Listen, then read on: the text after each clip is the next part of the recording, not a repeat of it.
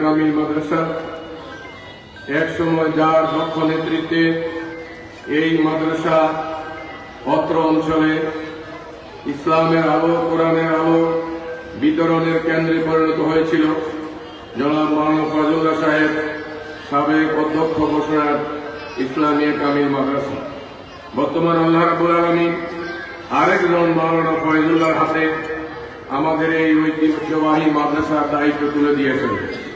তিনি তার যোগ্যতা, দক্ষতা, আন্তরিকতা, সামগ্রিক চেষ্টা প্রচেষ্টার মাধ্যমে ইতিমধ্যে এই মাদ্রাসাকে ফাজিল থেকে কামিল মাদ্রাসায় উন্নীত করেছেন। আমরা তার সুস্থতা এবং দীর্ঘ হায়াত কামনা করছি। এই ফাজিল মাদ্রাসা থেকে এভাবে হযরত আয়েশা, খাদিজা, ফাতেমার মতো সাহাবায়ে কেরামের উত্তরসূরি মা বোনদের থেকে, ছাত্রীদের থেকে আল্লাহ রাব্বুল আলামিন সৃষ্টি করবেন, সৃষ্টি করে দেবেন, এই দোয়া আল্লাহ দরবারে করছি। সম্মানিত মা এবং বোনেরা, আমাদের বাংলাদেশের অর্ধেক জনশক্তি মহিলা। এই মহিলাদেরকে শিক্ষা, দীক্ষা, উন্নয়ন, রাষ্ট্রের কর্মকাণ্ড থেকে বিরত রাখলে কোনোদিনই এই জাতি সামনে দিয়ে অগ্রসর হতে পারবে না। এই জন্যে আমরা লক্ষ্য করছি বর্তমানে সারা বাংলাদেশে শিক্ষা ক্ষেত্রে ছাত্রীরা এগিয়ে যাচ্ছে এবং আমাদের মায়েরা আজকে তাফসীর মাহফিল থেকে শুরু করে দ্বীনি বিভিন্ন মাহফিলে মায়েরা আজকে কোরআনের প্রতি, ইসলামের প্রতি, ইসলামী আদর্শের প্রতি মায়েরা অনেক বেশি অগ্রসর। আমরা দেখছি বর্তমানে এই আগামী যে জাতীয় সংসদ নির্বাচন, সেই নির্বাচনে আমার প্রত্যেকটা মায়েরা কোরআনের পক্ষে, ইসলামের পক্ষে হযরত আয়েশা, খাদিজার মতো তারা ভূমিকা পালন করছেন।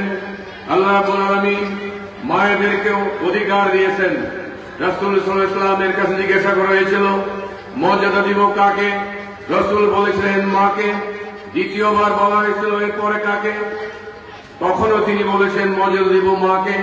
তৃতীয়বার বলেছেন মর্যাদা দিব কাকে? মাকে। তাহলে মায়ের মর্যাদা 3 গুণ বৃদ্ধি করেছে ইসলাম।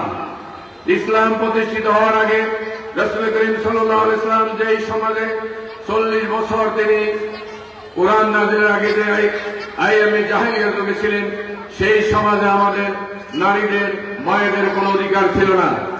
মায়েরা, নারীরা হাটে বাজারে পণ্যের মতো বিক্রি হতো। যখনই একজন মা গর্ভবতী হতো, তার ঘরের সামনে একটি গর্ত খনন করা হতো। যখনই নারী সন্তান জন্মগ্রহণ করত, লাল লজ্জার ভয়ে সমাজের নেতারা তাকে মাটির নিচে পুঁতে ফেলত। সেই অবস্থা থেকে ইসলাম নারীদেরকে হযরত আয়েশা, খাদিজা, ফাতেমার পর্যায়ে নিয়ে এসেছিল এবং নারী পুরুষ উভয়কে শিক্ষা, জ্ঞান অর্জন করা ফরজ করে দেওয়া হয়েছিল। সুতরাং আল্লাহ রাব্বুল আলামিন নারীদের মধ্য দিয়ে একটি পরিবারকে, একটি সমাজকে, একটি রাষ্ট্রকে, নারীদের অবদানের মধ্য দিয়ে একটি পরিবার, একটি সমাজ, একটি রাষ্ট্র গড়ে ওঠে। আর আল্লাহ রাব্বুল আলামিন বলেছেন ওয়ালাউ আন্না হালাল কুরআন আমানু ওয়াত্তাকাউ লাফাতাহনা আলাইহিম বারাকাতিম মিনাস সামাওয়াতি ওয়াল আরদ।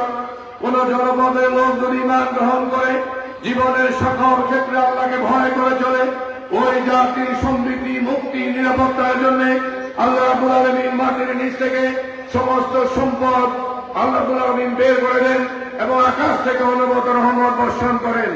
এই জন্য আমরা আল্লাহর আইন, সৎ লোকের শাসনের পক্ষে যদি আমরা রায় প্রতিষ্ঠিত করি, তাহলে নারী জাতি তার মর্যাদা অধিষ্ঠিত হবে। নারীরা তাদের কর্মক্ষেত্রে যাওয়ার ক্ষেত্রে তারা নিরাপত্তা বোধ করবে। কোন সন্ত্রাসী, চাঁদাবাজ, ইফতিজার মায়েদের প্রতি চোখ তুলে তাকানোর সুযোগ পাবে না। নারী শিক্ষার সম্প্রসারণ হবে, নারী ডাক্তার হবে, তারা মানুষের খেদমত করবে। নারী শিক্ষিকা হবে, তারা শিক্ষা বিস্তার করবে। এইভাবে নারীরা সামগ্রিকভাবে সামনের দিকে এগিয়ে যাবে। কোথাও কোন অশ্লীলতা, বেহায়াপনার শিকার হবে না নারীরা। সেজন্য আমরা লক্ষ্য করছি আমার মায়েরা, আমার বোনেরা ইতিমধ্যে তারা সিদ্ধান্ত নিয়েছেন, তারা আগামী দিনে আল্লাহর আইন, সৎ লোকের শাসনের পক্ষে তারা রায় দেবেন। এজন্য মা বোনদেরকে ধন্যবাদ জানিয়ে আমাদের মাওলানা সাহেব একটু পরে আপনাদের সামনে কথা বলবেন। আমি আমার কথা না বাড়িয়ে মা বোনদেরকে আগামী দিনে আমরা আল্লাহর কাছে দোয়া করব, আল্লাহ রাব্বুল আলামিন অত মা আল্লাহ তৈরি করে দিবেন এবং এই মাদ্রাসার ছাত্রীদের থেকে সেই রকম আলেম আল্লাহ রাব্বুল আলামিন সৃষ্টি করে দিবেন যারা নারী সমাজের অহংকার হিসেবে ভূমিকা পালন করবে। সবাইকে